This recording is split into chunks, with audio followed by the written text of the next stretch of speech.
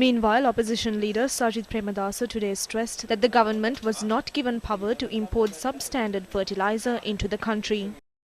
Sample ගණනාවක් අසමත් වෙලා ෆේල් වෙලා Many samples of this fertilizer failed the quality tests conducted by the National Plant Quarantine Service of the country, and this ship carrying substandard fertilizer was turned away.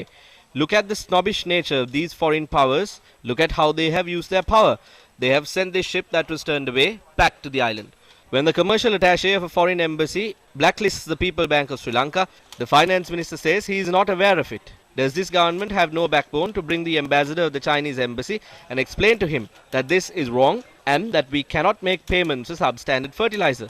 Can't they say that they did not get a public mandate to bring substandard fertilizer to the country? එපා මේක වැරදි බාල පෝරවලට අපිට ගෙවන්න බෑ බාල පෝර ගෙන්නන්න නෙවෙයි ජනවරම ලැබුණේ කියලා කතා කරන්න බැරිද The opposition leader expressed these views at the opening of the main office of the head of operations of the Samagi Jana Balavega.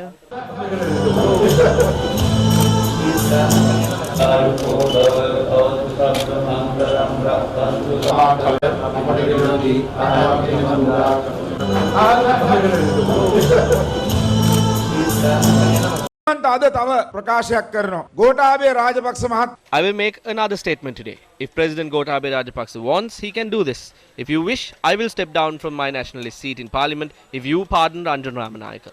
I make a request from you.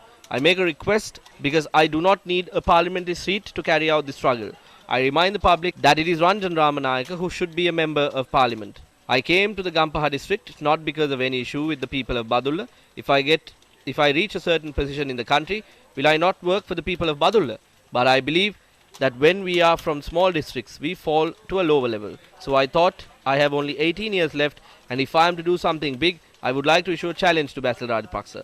Just like I defeated Shashendra Rajapaksa, I will defeat you as well. Gampaha districtේ අභියෝග කරනවා කියන එක මම බය නැතුව කියනවා. අද මේ රටේ ඉතිහාසයේ පළවෙනි වතාවට මේ රට For the first time in history, this country is going bankrupt without any money to pay off our debt. Farmers are helpless.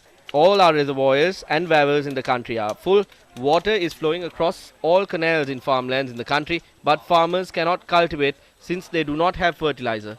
2.2 million farmers in the country are sitting in their barren fields and cursing the authorities while they helplessly watch the rains fall.